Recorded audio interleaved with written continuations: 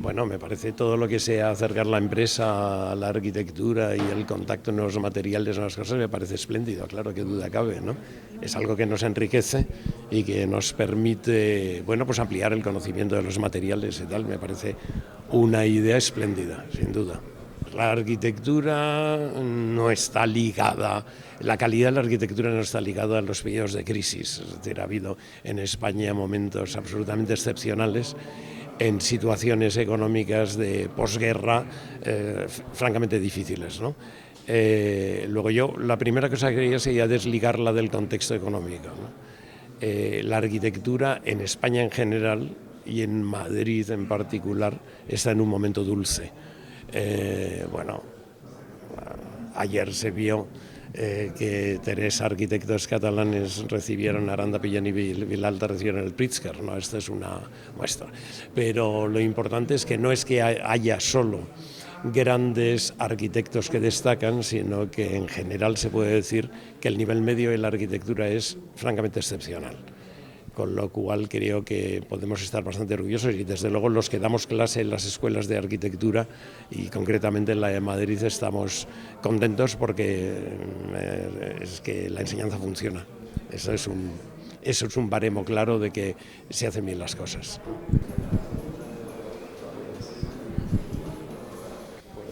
Muy positivos porque es muy bueno conocer los materiales de construcción y las tecnologías, las nuevas tecnologías que hacen posible que después podamos soñar. O sea, me parece que estos eventos perfectos. Yo diría que en la pregunta hay que darle la vuelta porque los dos para tensar una cuerda, como bien sabéis, hacen falta tensarla por los dos extremos, con lo cual una la tensarían los arquitectos y el otro extremo las empresas, con lo cual son necesarios los dos factores para poder tener tensa la cuerda.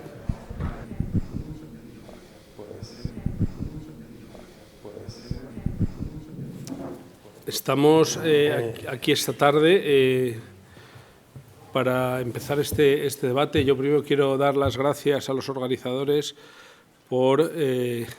y sponsors por tener la oportunidad de desarrollar esta actividad y tener con nosotros a 2 enormes arquitectos y grandísimos profesores que, bueno, tenemos la suerte de patrimonializar en la Escuela de Madrid, aunque han estado en otros sitios, pero vamos, de dónde son es de nuestra escuela. Entonces, bueno, pues queríamos tener esta oportunidad para hablar un poco de toda esa trayectoria profesional, académica y de investigación casi y personal, algo también que al final se va entrelazando y entreverando a lo largo ya de una trayectoria muy conocida por todos vosotros, por todos nosotros, pero que quizá pues, es el momento de verlos conjuntamente. Yo no voy a presentar a Ignacio Vicens y a Alberto Campo Baeza, más allá, pues son impresentables, ¿no? ¿Cómo es? Efectivamente, porque los conocéis más que de sobra, pero bueno, baste señalar para aquellos que no estén familiarizados con nuestro mundo arquitectónico, que son los 2 arquitectos catedráticos de la Escuela de Madrid, y están realizando su actividad profesional con sede en Madrid y localizada en muchos sitios de España y fuera de España. Para empezar un poco esta conversación, yo quizá empezaría con Ignacio preguntándole o sacando el tema tal y como lo tenemos estructurado, porque todo esto tiene que tener como los edificios, sus estructuras, y la primera de las partes es que cuándo y cómo se inició tu decisión de ser arquitecto. Casi nada. Me quito las gafas porque me da vergüenza mirar por aquí y ver profesores, gente que tal. Gracias. Me da vergüenza. Y así no les veo, por lo menos. A ver, esto va a ser una cosa muy de contracté, muy fuera, no muy normal y una especie de conversación de amigos, no tiene nada de académico y entonces, bueno, es para terminar un día agitado, lleno de tensiones, de cosas. Todo el mundo ha trabajado mucho y estamos todos cansados y entonces esto es como una conversación informal, ¿no? Bien, entonces has empezado muy mal, porque sí, muy mal, porque no, pero quiero decir, es que soy lo menos ejemplar en este sentido, ¿no? ¿Cómo empecé yo arquitectura? Es que eso me da vergüenza contarlo aquí. Pero en fin, como lo he contado algunas veces por ahí, sobre todo está escrito, es un milagro que yo esté aquí. Es un milagro que sea arquitecto y que sea ya catedrático mientras la risa floja, ¿no? Porque yo descubrí tarde la arquitectura.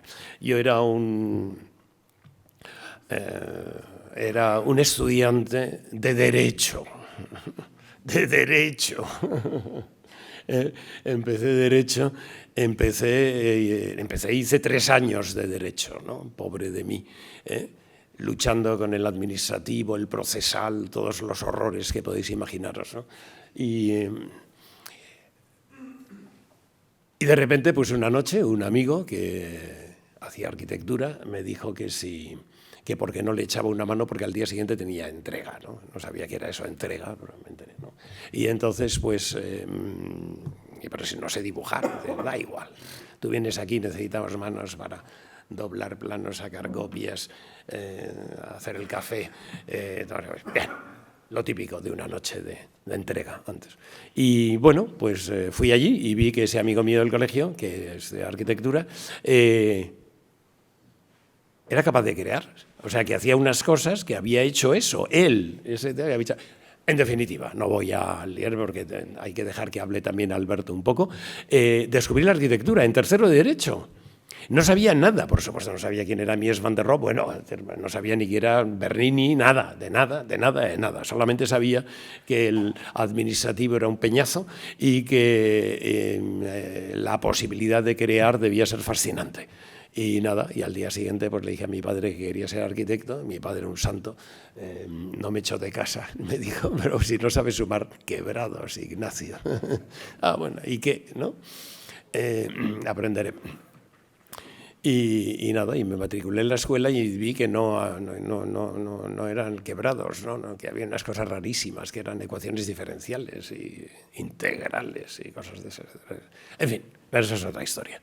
Es decir, pues así es. Si de algo sirve esto es que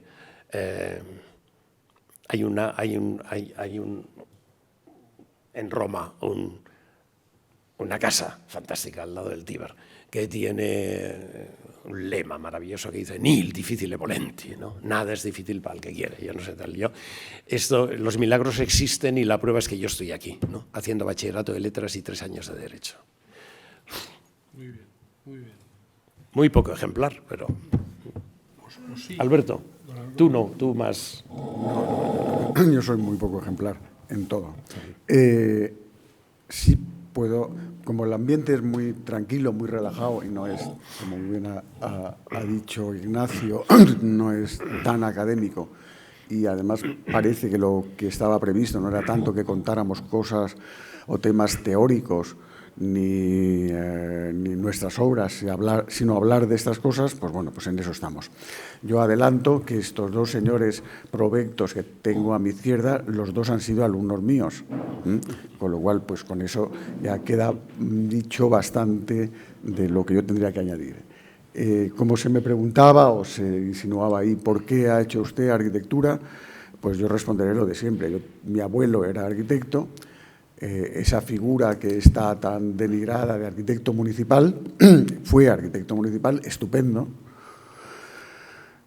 Contaba mi madre que ella y sus 7 hermanas decían, ¿por qué cuando llegan Navidades entran por una puerta las cestas de Navidad y vuelven a salir en vez de quedarse?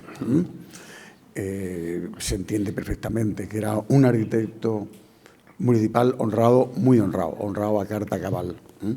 Pues este señor, que era un tipo estupendo, le debió pasar el veneno de la arquitectura a mi madre, que me lo inoculó eficacísimamente, ¿eh? De manera que ya desde pequeño, cuando yo hacía cualquier monigote, pues aquello era una teoría, una maravilla. Entonces se me fue animando y aquí estamos, ¿eh? Porque después en la vida pues otras... Hay muchas etapas, lógicamente, pues de aquí hasta este año en que yo me jubilo, pues han pasado muchísimas cosas. Muchísimas cosas, por dar dos pinceladas, por no... Diré que tuve la suerte, o sea, teniendo clarísimo que quería ser arquitecto desde el primer momento de mi concepción, digo yo, cuando llegué a la escuela tuve la suerte de que mi primer profesor de proyectos fue Alejandro de la Sota. Que eso, dicho ahora, pues ahora todos han sido alumnos de Alejandro de la Sota. Yo no sé, don Alejandro, que era muy, muy especial, pues ahora todos han sido. Bueno, pues yo tuve la suerte de ser de verdad alumno de Alejandro de la Sota, que evidentemente puso el contador en una cierta posición, que es en la que uno sigue todavía, que es esa manera de entender la arquitectura de manera sencilla, lógica, entendiendo la razón como primer instrumento para un arquitecto, entendiendo tantas cosas que no es el momento ahora de estar como en clase hablándoles a los alumnos de esta manera. Porque después de profesores tuve, y luego podréis vosotros contar también los vuestros, aparte de este que está aquí, tuve de profesores a Rafael Moneo, que aparece allí todo el rato, pues lo tuve de profesor el primer y único año que dio clase en la Escuela de Madrid, también con unas anécdotas muy simpáticas y muy saladas, pero que no las voy a contar porque podrían remover alguno. Tuve después a Burto y a Cabrero, que eran unos tipos magníficos, que ya si muchos de vosotros sois arquitectos, habéis sido alumnos nuestros y sabéis, pues son lo que ahora se llama Ministerio de Sanidad, enfrente del Museo del Prado, pues ese edificio es de ellos y eran unos arquitectos también de primera. O sea, tuve la suerte de tener unos profesores magníficos con los cuales además me llevé muy bien y hubo como muy buen feeling. De ayudante de Sota, si puedo, con esta anécdota pasamos a lo siguiente para no alargarme yo innecesariamente. Como hay, por una cosa que sí, alguno de los presentes sí va a encontrar explicación de lo que a mí me pasa con mis alumnos en clase. Ayudante de la Sota en aquel año fue Juan Navarro Valdevej, que es así, pausado, callado, y por entonces era más pausado y más callado. Entonces me para un día en medio de un pasillo y me dice: Campo Baeza, su padre es cirujano, ¿verdad? Claro, gran sorpresa, es decir, ¿cómo puede un profesor saber algo personal de un alumno? Pues eso, parece un detalle nimio, fue suficiente como para que yo ya aquel año, entre que Alejandro de la Sota me tenía mimado, como se dice, y Juan Navarro Valdevej, ahí tal. Cuando a veces yo pregunto de manera impertinente a los alumnos cómo se llama su padre, qué edad tiene su madre, si su madre es arquitecta, como alguna que hay aquí, con una hija estupenda también, como arquitecta estupenda, pues bueno, pues la gente dice: ¿cómo? ¿Por qué preguntas y para qué? Yo creo que es entrar en una relación que ayuda pedagógicamente enormemente a que el alumno las cosas más profundas las entienda y se vuelque y pasen las cosas que pasan en la relación docente-discente entre los alumnos y los profesores cuando se vuelcan, que yo creo que es una situación hermosísima. Hoy con nuestro amigo Faroldi pues hemos hablado de esto, que un docente, como docentes, como profesores, esto de ser catedrático, pues bueno, pues estos dos señores que estuvieron conmigo ya fueron catedráticos. Yo he tenido la suerte de que todos los que han pasado por mi lado van saliendo de catedráticos, como ya se ve, y algunos que no están aquí presentes, cosa que también es muy buena. Pero que se aprende más que se enseña y que es un regalo. Muy bien. Yo creo que esta parte escolar ya la hemos iniciado. Yo no hablo de mis maestros. Pues habla de tus maestros. Habla de tus maestros, por favor. Yo estoy aquí en... La escuela es fantástica. La escuela que nosotros vivimos, tú te acuerdas también, ¿verdad? Era muy distinta. Entonces, solamente había 4 cátedras de proyecto. No, 3 cátedras de proyecto y una de elementos. Exacto, de elementos de composición, que la tenía Fernández Alba. Fernández Alba era el catedrático de elementos de composición. En primero no había proyectos, era un horror. Proyectos empezaba en segundo con elementos de composición con Fernández Alba. Luego estaba... Carvajal era el tercero. En cuarto era Carvajal y en quinto era Oiza y en tercero estaba Vázquez de Castro. Eso eran, y había que pasar por todas esas. Entonces, no podías elegir nada. Yo recuerdo que el primer proyecto que me pusieron en la escuela, ahora pues se hace pues un kiosco en la Castellana. Bueno, no, se hace una habitación, no sé qué, pero bueno. El primer proyecto que nos pusieron en la escuela, Fernández Alba, primer proyecto. Ampliación del Museo del Prado. Ampliación del Museo del Prado. No sabíamos coger el lápiz. Ampliación del Museo del Prado. Se trabajaba allí, en la escuela. Era impresionante. Se trabajaba, se dibujaba allí. Lo recuerdo perfectamente porque el primer coscorrón que recibí fue de un Vidaurre, ¿te acuerdas? Era un ayudante de Fernández Alba, porque yo estaba dibujando con un escalímetro haciendo una raya. Y de repente... ¡pam! ¿Qué haces? Dibujo. ¿Cómo? Un escalímetro es un instrumento de precisión y si lo utilizas como cartabono, como escuadra, te estás cargando el instrumento. Ah, perdón. Nunca más volvía. No sabíamos nada, no sabíamos que era un escalímetro. Ampliación del Museo del Prado. Y bueno, pues así, había que hacerlo. Yo recuerdo que ese fue el primer proyecto que consulté con Alberto Campo Baeza, y desde entonces el primero. Alberto me ayudó muchísimo, y bueno, pues lo hicimos. Era una cosa realmente impresionante, muy empeñativo, ¿verdad? Esa idea de exigir desde el principio, porque eso era el primero, pero en ese mismo curso Fernández Alba nos puso, el segundo proyecto era un centro parroquial, iglesia más centro parroquial, y tal. No sabíamos ni qué era, vamos, en un pasillo, ¿no? Es decir, ni cómo se dibujaban, ni grosores y tal, el primero. Y el tercero, un teatro experimental, en 3 cantos. Claro, eso era para empezar. Comprenderéis que luego, los grandes recuerdos son evidentemente de Carvajal, que era un hombre de una cultura extraordinaria, que todo lo llevaba a la cultura, todo, absolutamente, ¿no? Y luego, y el último año con Oiza, que era un terremoto de actividad y de potencia, íbamos a sus clases desde segundo, tercero y cuarto, íbamos a sus clases porque era apasionante, ¿no? Nunca sabías de qué hablaba, no se sabía, ¿no?, de qué había hablado y tal, pero sabías que era apasionante, ¿no? Hablaba de su mujer, de María Felisa, del Aston Martin que tenía con ruedas, ¿verdad?, de radios y tal, y de todo lo convertía en arquitectura, todo, era fascinante. Bueno, pues maestros inolvidables. Eso es una suerte, haber tenido este tipo de gente, ¿no? Hay más que no eran de proyectos, pero yo creo que lo que nos interesa eran proyectos, ¿no? Bueno.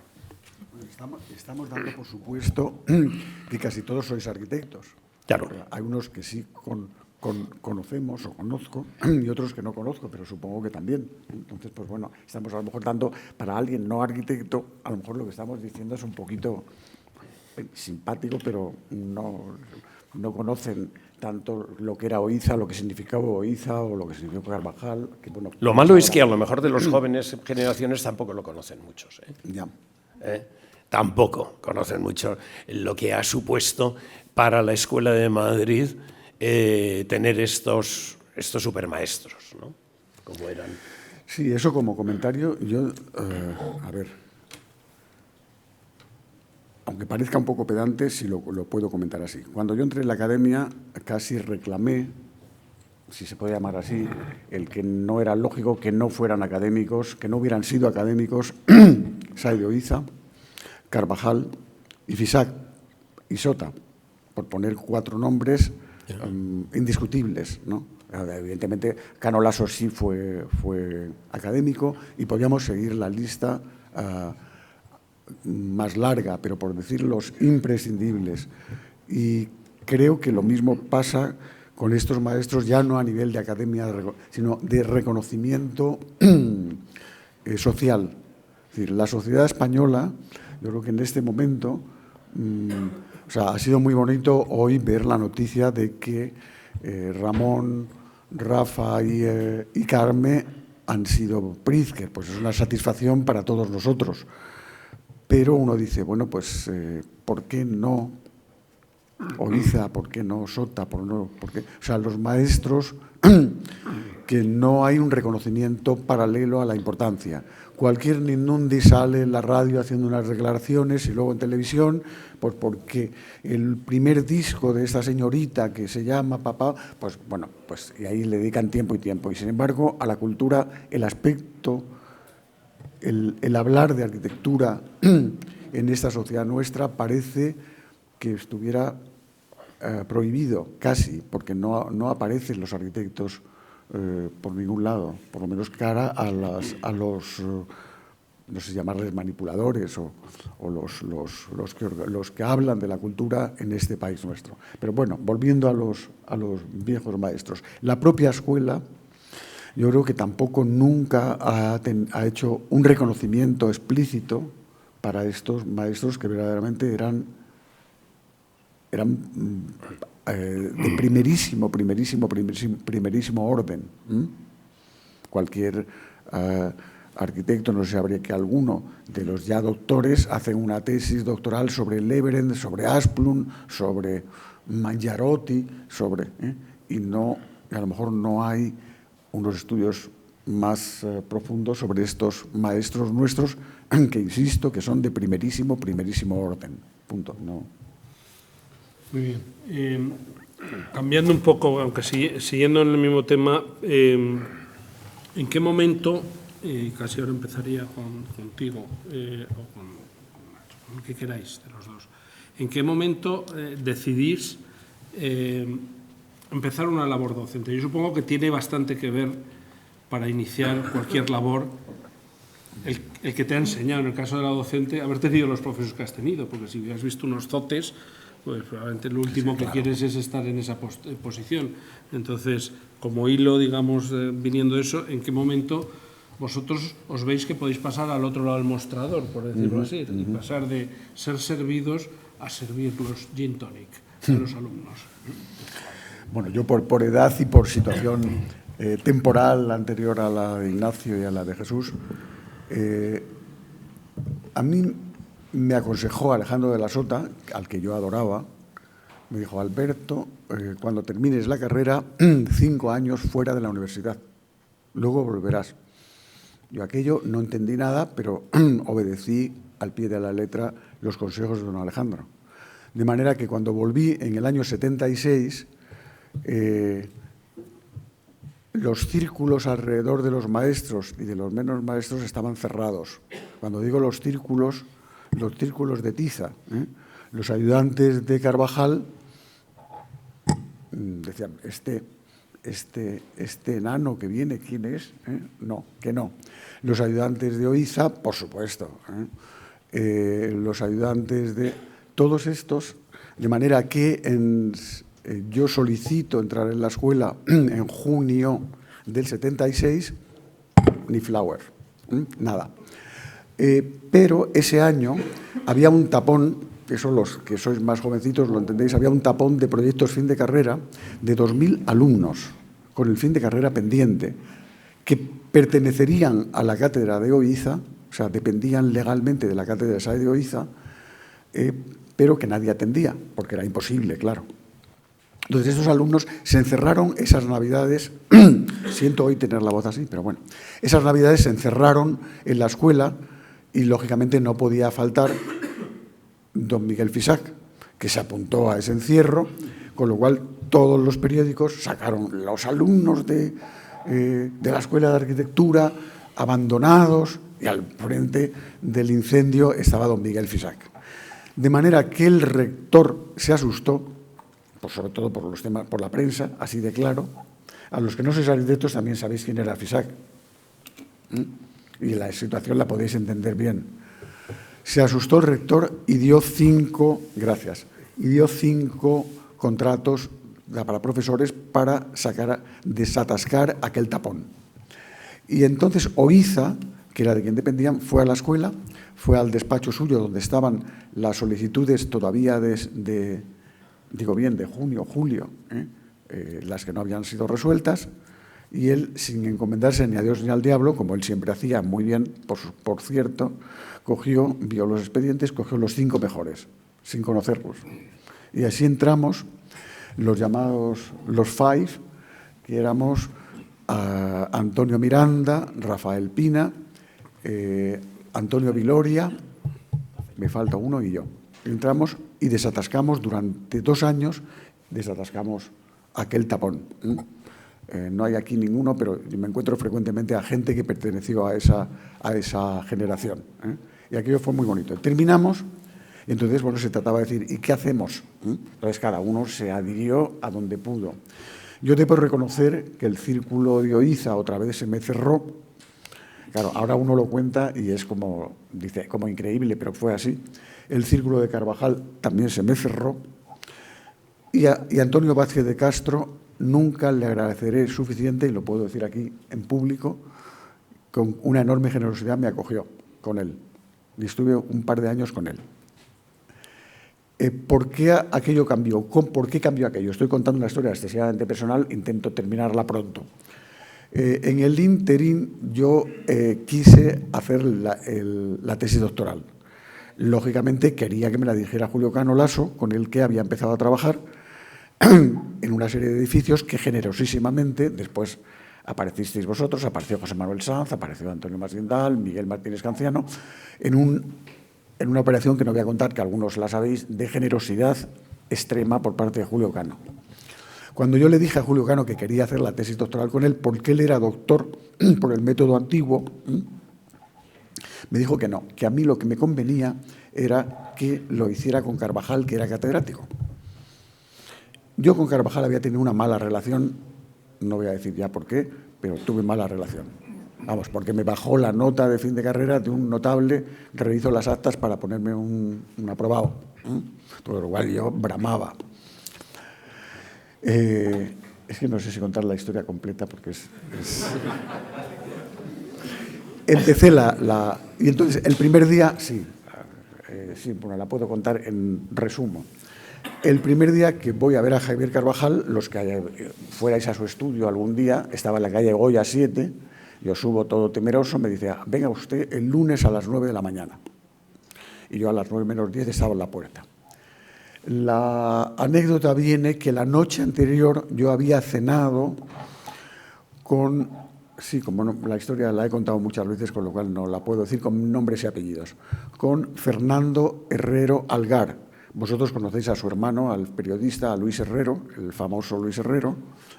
Entonces, cené con su hermano y en la cena nos dijo a los amigos que cenábamos con él, dijo, el rey ha nombrado a Adolfo presidente de gobierno. Con lo cual, y esa noticia la sabía, a mí ni me iba ni me iba, yo dormí esa noche perfectísimamente y a la mañana siguiente a las 9 menos 10 estaba. Hay que añadir que por entonces Javier Carvajal, que era monárquico, no franquista, y Adolfo Suárez, que era del movimiento movido, reinventado, los dos fundaron una asociación política que se llamaba algo como UPD-CDM, una cosa como aparecía la D de democracia, pues esas cosas, que salían siempre en un periódico que había por entonces, que ya a los pequeños niños suena, Nuevo Diario, que era el órgano oficial de aquella asociación de política. De manera que cuando yo entro en el despacho de Javier Carvajal, a las 9 menos 10, todo temeroso, toc, toc, toc, la puerta estaba abierta y se oye, pase. Entro, siéntese. me siento en una silla maravillosa, que son las sillas que había diseñado Javier Carvajal para Loewe, que son las que estaban en su despacho y que han aparecido, están en la escuela, en la dirección de la escuela, han aparecido ahí. Bueno, yo me siento todo temblando, casi temblando, y a las 9 en punto suena el teléfono. Y una conversación, sí, ¿cómo? ¿Qué? No, quieto, no te muevas. No, tampoco. No, tampoco le llames. Entonces, una conversación que yo, lógicamente, jamás podía pensar que el mocoso que tenía enfrente sabía las claves de la conversación. Pero evidentemente era la conversación donde a las 9 de la mañana no debía haber dormido don Adolfo Suárez, le estaba comunicando la noticia y evidentemente después ya la prensa los días siguientes salía que Javier Carvajal iba a ser o ministro de Educación o ministro del Interior o ministro de Cultura, lo que fuera, porque era un personaje que con Adolfo Suárez… Bueno, cuento esta anécdota porque ya aquello ya paso al final de la tesis doctoral. Bueno, no nombró, evidentemente, los que no sois tan jovencitos, no nombró a Adolfo Suárez, a Javier Carvajal, nada de nada, con lo cual Javier Carvajal con Adolfo Suárez, cada vez que se citaba su nombre, bramaba, saltaba y hacía cosas. Pasó el tiempo, yo terminé la tesis doctoral con Javier Carvajal. En ese tiempo, Javier Carvajal, al no tener nada político, estuvo un año en Chile dando clase, yendo y viniendo, y después Pamplona, se había muerto Curro Inza, que la gente no sabe que el tal Curro Inza, que era un tipo prestigioso, muy prestigioso, era primo carnal de Javier Carvajal. Con lo cual Javier se sintió en la obligación de que si su primo había muerto y faltaba alguien para echar una mano en Pamplona, él iba a Pamplona. Todo esto con las administrativamente… Yo no sé si estoy contando demasiadas cosas. Más bien. Bien. Son chascarrillos, pero bueno. Javier Carvajal va a Pamplona esos años hasta que se le termina el periodo de los permisos especiales, que legalmente tiene sus carencias y sus tiempos. De manera que vuelve Javier Carvajal a la escuela en el año 79. 79, donde yo ya soy doctor. Yo tuve… Sí, doctor, sí. No, terminaste más tarde. Bueno, a ver, entro yo aquí a hacer un poco el esto. No, porque en el 79, ¿te acuerdas? No, habías empezado la tesis, pero no estabas… Las charlas, lo de las charlas lo cuentas las charlas. tú. Las charlas cuentas tú. Yo termino la historieta y tú cuentas las charlas. No, pero era 80. No, porque lo de las charlas es 80. Pero no eras doctor. Bueno, venga. Lo que fuera. De manera que Javier Carvajal iba a volver a la escuela.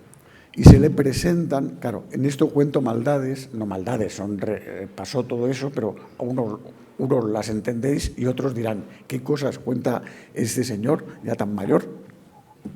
Se presenta un comité en el despacho de Javier Carvajal, presidido por don Ricardo Aroca, diciéndole que no vuelva a la escuela porque ellos tienen pensado que vaya de catedrático don Rafael Moneo, que está allí en aquella pantalla. Y entonces Javier Carvajal dijo, bueno, pues yo con todo respeto y todo cariño a Rafael y con todo perfecto, pero yo tengo mis derechos administrativos y vuelvo a mi cátedra sin punto, así de claro. Habría que contar toda la historia de la oposición de cátedras y todo esto, pero eso ya habría que remontarse a tiempos muy pretéritos. Bueno, en definitiva, para terminar mi historieta y conectar con lo que va a contar interesantísimo Ignacio,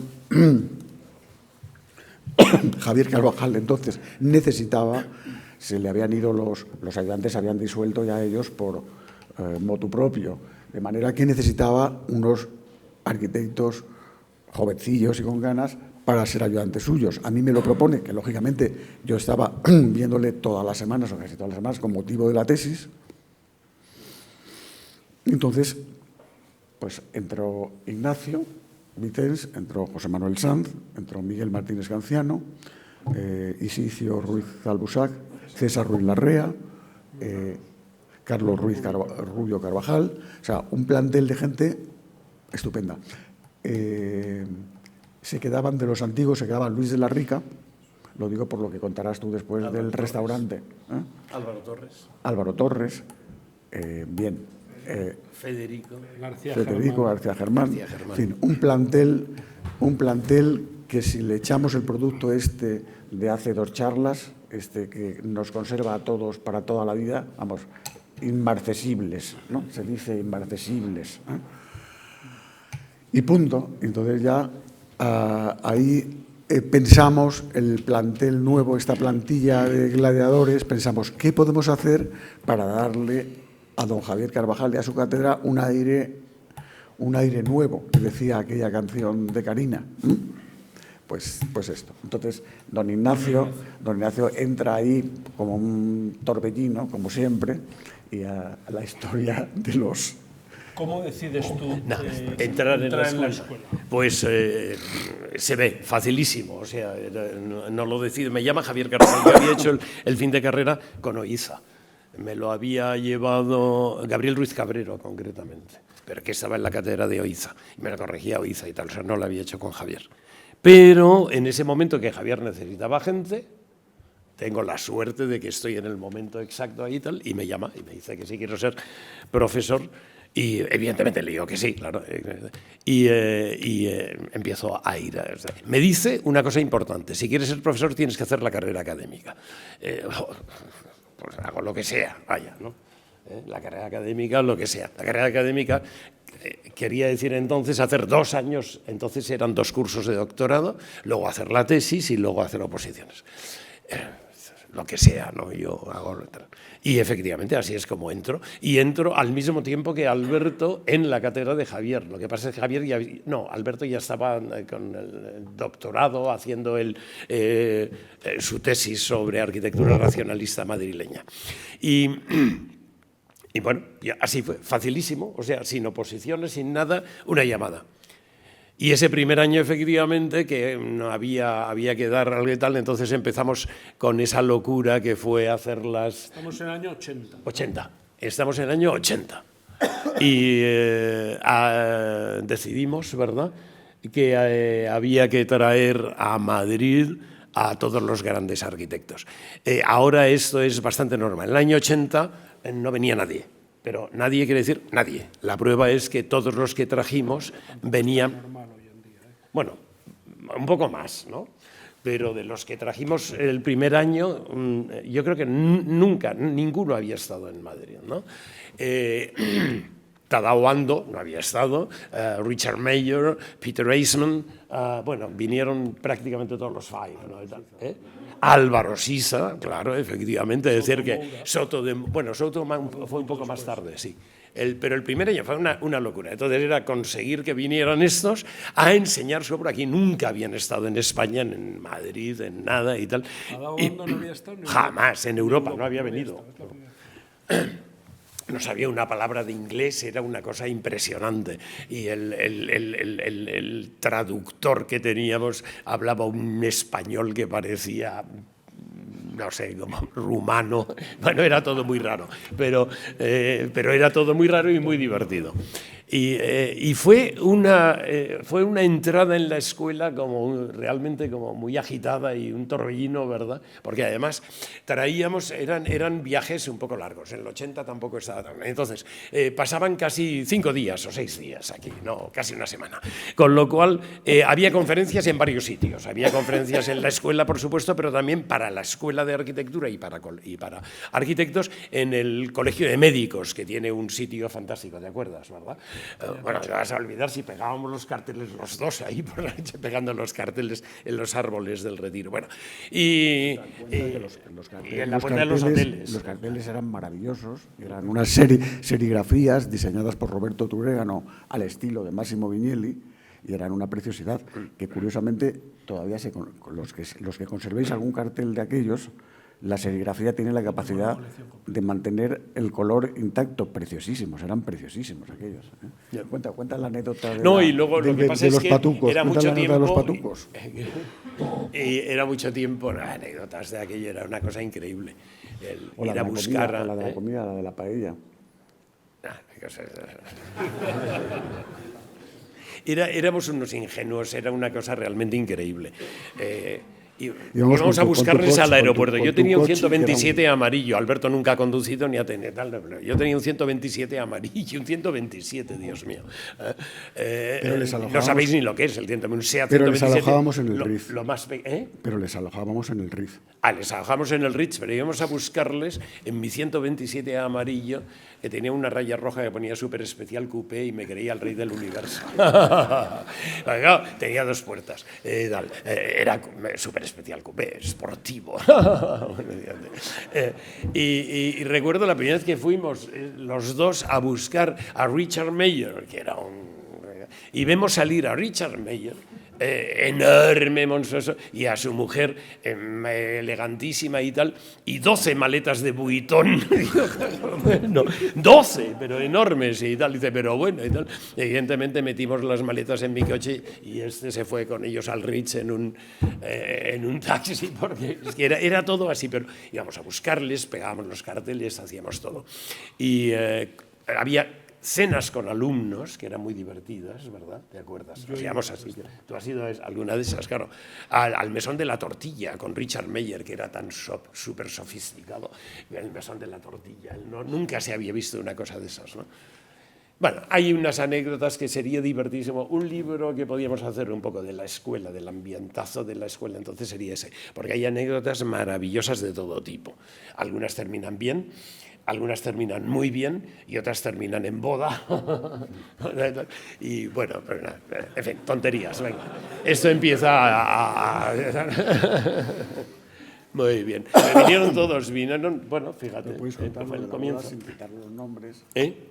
Sí, citar los nombres. No se puede.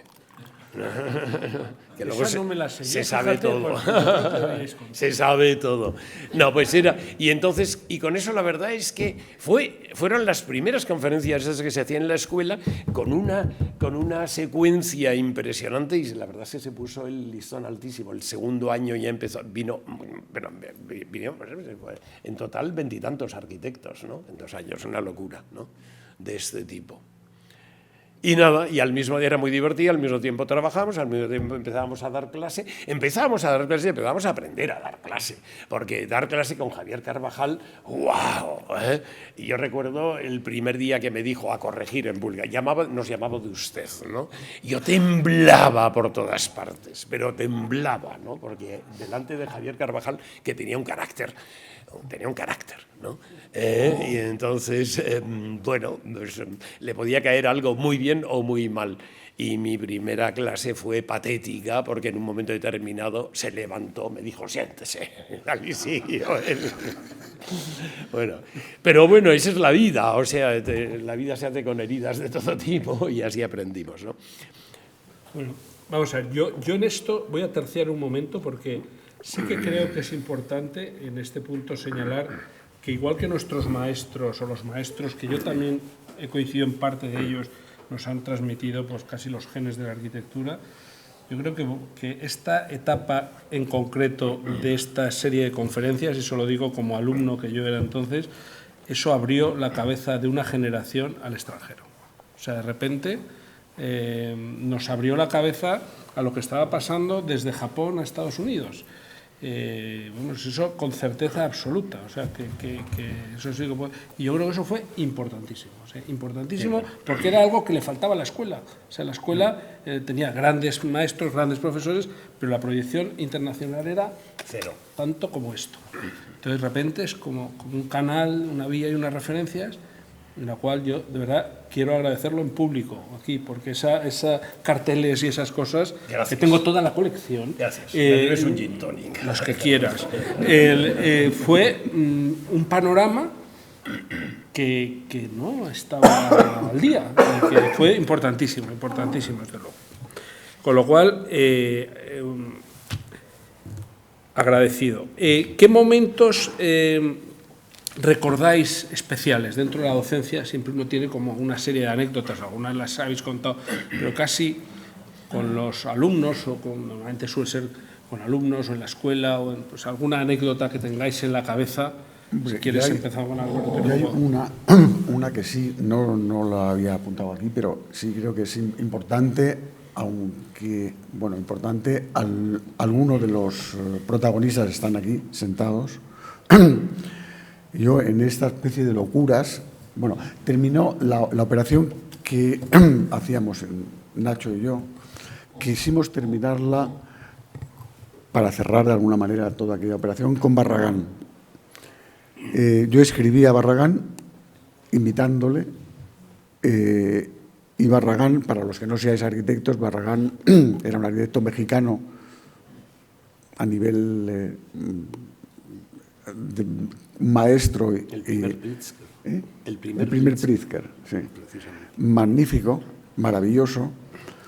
Entonces la contestación de Barragán fue una carta que yo la guardé también, que todavía tiene que aparecer, pero existe, donde Barragán contestaba que él le gustaría volver a España, que había estado ya, para volver a visitar la Alhambra, donde él se inspira para muchas de sus obras, una carta cordialísima, y terminaba: pero estoy malito y me estoy preparando a bien morir. Así de claro y de sencillo, precioso, ¿no? Y de ahí se desencadenaron otra serie de anécdotas, pero sin embargo, para no seguir con esto, yo diría que hay un punto clave en estos jaleos que montamos, que fue un libro que se llamó Young Spanish Architecture, y fue también como una coronación de todo esto. En ese libro, que yo fusilé de una publicación americana que se llamaba Oppositions, que algunos ya no tan jovencitos conoceríais en su día, que editaba Columbia University en una operación de lo que se llamaba el Instituto de Estudios Urbanos, que era lo que hacían Peter Eisman con Kenneth Frampton, al que hemos nombrado hace poquito doctor honoris causa. Entonces hicimos ese libro donde se dedicaba 1 o 2 páginas a cada arquitecto de los arquitectos jóvenes de Madrid. 40 jóvenes eran. 40, sí, 40. Madrid, 40 fuera de España. 40 bajo 40. 40 on the 40. No, vamos, no solo de Madrid, perdón, No, de toda España, porque estaba Pachi Mangado con Maite Apesteguía todavía, sí. Y había, pues yo creo que RCR no está porque no había aparecido todavía, eran suficientemente jóvenes, todavía no habían aparecido en el panorama, pero sí, José Manuel Sanz estaba allí, estaban, pues, yo creo que todos. De ahí yo podré decir, como me lo pongo como medalla, de vanidad absoluta, que han salido como 12 o 15 catedráticos, que no es mala cosecha, ¿no? Parece, de un libro inocente que quiso prologar Kenneth Frampton, muy generoso, al que nos centraba desde Columbia Miguel Ángel Alonso del Val, actual director de la Escuela de Pamplona, fue ayudante mío en Madrid durante 3 años, y estaba ese año en Columbia, y fue el que gestionó el que Kenneth Frampton enviara ese texto. Tanto Miguel Ángel como Suso Aparicio, porque tú directamente no fuiste ayudante mío, siempre fuiste Carvajal, y cuando yo ya me independicé por aquello de la cátedra, pues entonces, hermano, tuve de ayudante a don Jesús Aparicio, a don Juan Carlos Sancho y a don Miguel Ángel Alonso del Val, que los 3 hoy son catedráticos, con lo cual no está mal. Y yo debo decir que siempre he tenido la suerte, eso lo digo y queda muy bien porque queda como frase hecha, siempre he tenido a mi alrededor gente mucho más valiosa que yo. Esto queda muy bien como frase, pero es verdad, siempre la he tenido. Entonces, ya no solo esos 3 catedráticos que fueron hoy catedráticos que fueron ayudantes míos, sino, y aquí para no olvidarme, yo había apuntado pues gente que han sido ayudantes míos y que han estado en el extranjero, ya en esa aventura del extranjero, pues desde Alberto Morel, que estuvo en Kenia por razones diversas, pero estuvo dando clase en Kenia, hasta un Ignacio Borrego, que hoy está en Berlín, hasta un Antón García Abril, que está hoy en MIT, Iñaki Carnicero, que está en Cornell, José María Sánchez, que ha pasado por Mendrisio y ahora me parece que está en Zúrich, aunque estuvo ayer por aquí, Héctor Fernández Elorza, no sé cómo se llama el sitio este de arriba de los nórdicos, aunque estuvo, o Paulo Durao, que está en Lisboa. Bueno, pues eso, que son todo gente, o sea que al final todo lo que estamos contando es muy bonito porque es la historia o parte de la historia o centro de la historia de la Escuela de Madrid, pero que al final son personas y son personas todas valiosísimas. O sea, la Escuela de Madrid tiene la suerte de tener un conjunto, ya no digo solo catedráticos, sino de catedráticos y titulares y asociados y profesores que son de primerísimo orden, ¿eh? Aquí hay desde profesores que están aquí sentados hasta alumnas. Yo estoy viendo, por ejemplo, una alumna italiana que vino y sacó matrícula de honor en la Escuela de Madrid, y después ha tenido una trayectoria muy bonita y cosas.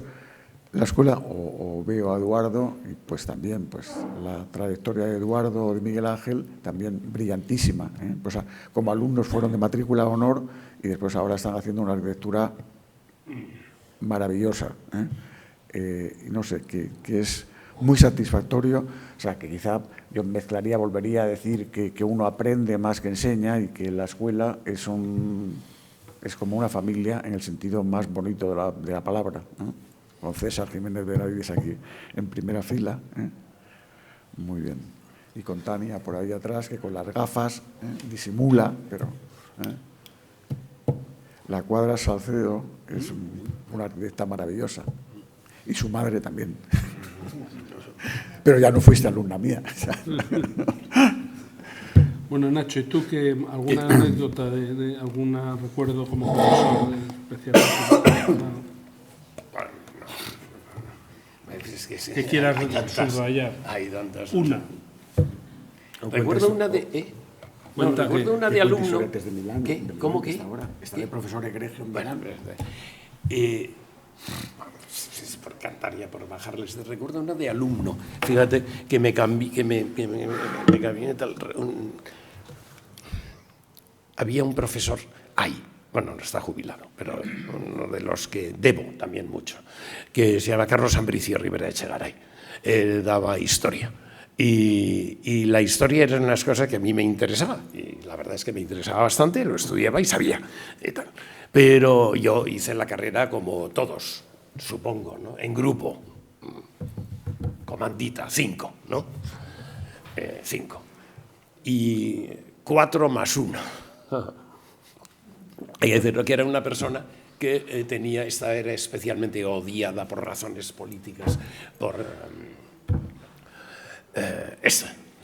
pero no es que decir nombres es un error, no se pueden decir nombres, pero bueno, esa persona era especialmente odiada por Carlos Ambricio Rivera Echegaray, pero era de nuestro grupo y esta persona sabía poca historia. Dice, no pasa nada, tú te pones delante de mí y ya verás y tal. Las historias es lo normal en la escuela, supongo quién no ha hecho esto, ¿no? Y efectivamente se puso delante de mí y yo hice mi verdad y se lo pasé, y en el momento en que le pasaba esto noto la mano detrás de Carlos Ambricio Rivera Echegaray. Y dice, os pillé. Fuera. Y pues nada, fuera. Nos pilla, fuera. Nos echa. Y nos fuimos al bar. Entonces solo había un bar abajo en el sótano y no había de profesor y tal, uno. Y nos íbamos al bar pues, a tomar una Coca-Cola y tal, no sé qué. Bueno. Y termina el examen y aparece Carlos Ambricio y pide también un café o no sé qué. Entonces yo todo chulo me voy a Carlos Ambricio. Era profesor nuestro, era jovencito, no era catedrático ni nada. El catedrático era Chueca, claro, ¿no? Y este era un jovencito. Y me acerco y yo, Carlos, he jugado y he perdido, para el mundo, pero que sepas que yo sé todo y que voy a sacar sobresaliente. Tú eres un chulo inaceptable. Sí, pero sé todo y voy a sacar sobresaliente. Tú es inaceptable todo esto y tal. Y yo llevaba un libro en la mano, porque yo estaba... tal. Y entonces él, que tiene pasión por los libros, de repente me coge el libro y dice, ¿qué es esto? El Kaufmann, no se me olvida, 3 arquitectos revolucionarios. ¿De dónde has sacado? Está en italiano. No, pues he ido a Dédalo. ¿Qué conoces Dédalo? Para hacerlo breve. Por el libro empezó una amistad Por supuesto, saqué sobresaliente en septiembre. Y empezó una amistad con Carlos Ambricio que tenía obsesión. Veía la vida como Borges decía, subespecie biblioteca, ¿no? O sea, todo lo veía en términos de libros, ¿no? Carlos Ambricio tiene una biblioteca excepcional y tal. Y por llevar un libro en la mano y tal, cambió todo. No solo saqué sobresaliente en la siguiente, sino que él me metió también en ese mundo de la pasión por los libros, de la lectura, de todo eso y tal. Y tengo que reconocer que después de Javier Carvajal, de Sáez de Oiza, de Alberto Campo, el que más me ha influido, sin duda, en mi vida ha sido Carlos Sambricio, que alguna vez ha dicho que nuestra amistad empezó porque me expulsó de un examen por copiar. Y no es verdad. Me expulsó por soplar, que es distinto. Pero bueno, tonterías. Pero bueno, bueno, para ir ya terminando, dos temas. De cara al futuro, ¿qué planes tenéis en este momento? No morirnos. ¿Qué cosas pensáis hacer? Es bastante. ¿Y alguna cuestión que cambiaríais en la estructura profesional y docente de la arquitectura? Vamos a ver, planes, oye, la vida, mira, hacer planes es una locura, ¿no? Es decir, seguir en la escuela, seguir con la Cátedra Blanca, seguir en Milán, que tú vas a venir también a Milán y tal, y sobre todo tenemos una cosa que nos ilusiona profundamente, que es lo de Nueva York, ¿verdad? Cuéntalo, venga. Bien, a ver, algunos sí lo sabéis de sobra porque es una operación que estamos intentando hacer desde hace 3 años y por razones diversas que no vienen a cuento poner verde a nadie, no han salido, pero ahora parece que van a salir de manera fluida. A ver, quizá antes de decir que esto, ya que algunos seguimos pensando a estas edades que estamos empezando a empezar, aunque sea una frase muy bonita, es verdad. Y yo creo que son las cosas que mantienen la ilusión, que siguen manteniendo la ilusión viva. Y esta operación de Nueva York es tan sencilla, se genera porque la Universidad de Columbia se negaba a hacer un convenio con la Escuela de Arquitectura de Madrid, con lo cual todos los alumnos, que aquí habrá alguno que ha estado en Columbia, no podían ¿cómo se dice esto? Convalidar, gracias. Convalidar su título, el título de un máster que cuesta un congo, convalidarlo en Madrid. Dijimos, bueno, pues si la montaña no va a Mahoma, Mahoma va a la montaña. Al final se traduce en un curso de máster que la Politécnica, o sea, es la Escuela de Arquitectura, pero la Politécnica pone en Nueva York. Pone el pie, es una manera en que la Politécnica pone el pie en Nueva York. Lo pone además en los locales del Instituto Cervantes, con el cual se ha firmado ya un convenio estupendo, muy generoso por parte del Cervantes, y que hace que un alumno español pueda irse 3 meses a Nueva York y volverse con 30 ECTS, que llamáis, con 30 créditos. Y después seguir, toma la forma de una asignatura del máster de proyectos avanzados, y esta es la aventura tan sencilla. ¿Cuál es la mayor dificultad? Bueno, económicamente el alumno paga lo mismo, los que estéis pendientes, paga lo mismo que pagaría en Madrid, tan barato como cuesta el de Madrid, que es francamente barato, de universidad pública. Y, bueno, pues es esa operación. La dificultad máxima, conseguir un visado con Trump o sin Trump, un visado B o un visado J. Vamos a ver cómo hacemos que la fórmula sea muy sencilla para que el que vaya con este tema resuelto y no se convierta eso que es secundario en un problema gordo. De todas maneras, si pasamos a temas, eso sería el tema más bonito que está ahí en el aire y que yo creo que va a salir de manera natural, casi, como los niños nacen. De todas maneras, de las cosas que yo tenía que apuntadas, que se decía, ¿qué haría usted con la escuela o con la enseñanza? Y como me lo pregunta, últimamente, no sé por qué demonios, la gente en las entrevistas te pregunta, a veces coinciden las preguntas.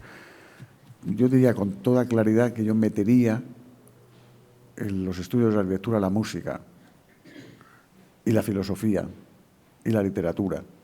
O sea, que no estamos hablando de algo superpuesto, que conviene ser cultos. No, es que es la operación nuestra, aunque sea una operación de creación muy específica de un arquitecto, que no es la artisticidad así, sino que es muy precisa, creo que es necesario, conveniente el hacer esto. Luego, burradas, pues diría burradas, yo borraría a un número muy elevado de escuelas de arquitectura privadas y públicas de España. Esta especie de florecimiento como hongos, donde hasta Cartagena tiene escuela de arquitectura, dice, hombre, esto es un, como diría nuestro egregio político, esto es un cachondeo. Pues bueno, borraría las escuelas, muchas escuelas de arquitectura innecesarias. Somos 50.000 arquitectos en España y hay casi 30.000 estudiando arquitectura. Y bueno, hablaría de otras cosas que pueden parecer demagógicas, pero que no lo son. Aquí no hay nadie del Consejo Superior no de investigaciones científicas, sino de investigaciones poco científicas, que es el Superior de Colegios de Arquitectos, ¿no? Con perdón. Hablaría de un cierto, y sé que va a sonar muy fuerte, reparto del trabajo, que no es tanto reparto del trabajo en plan demagógico, sino decir, bueno, pues si hay trabajo, cuando haya trabajo, o el trabajo que hay, a un médico no se le deja, ni se le ocurre ver a 1000 enfermos al día. Un arquitecto legalmente, podía firmar 1000 enfermos al día, ¿no? Y eso no está bien. Y la arquitectura yo creo que es sigue siendo, y también lo digo aquí públicamente en todas las conferencias últimas, siempre lo digo, y lo digo delante de los arquitectos y de los no arquitectos, que es la labor más hermosa del mundo. Y así de claro, ¿o no? Pues yo creo que aquí ya vamos a terminar. Yo no sin antes, si quieres añadir tú algo respecto, no sin antes volveros a dar las gracias por lo que ha supuesto. Hemos empezado por trayendo a Japón en la maleta de Tadao Ando a Madrid y hemos acabado llevando la escuela a Nueva York. Y yo creo que esta visión hacia lo lejos y hacia el mundo, pues se debe en buena parte a vosotros y muchas gracias por haberlo hecho. Gracias.